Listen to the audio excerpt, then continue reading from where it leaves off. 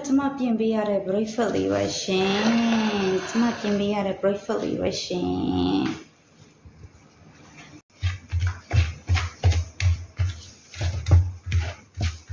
ီမကြီးပြန်ဆိုင်ဖွင့်စားဘယ်သူတွေလာအားပေးကြတယ်တိုက်ဖြူးမှာဆိုင်ဖွင့်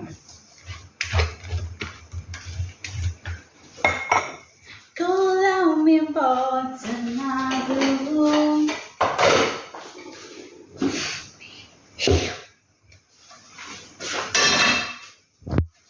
ဟဲ့လာလိုက်တာ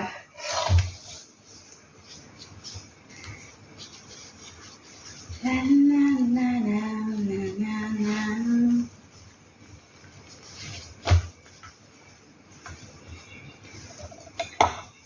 မာကနေcheese မထဲတော့ကဇံမပွားကြနဲ့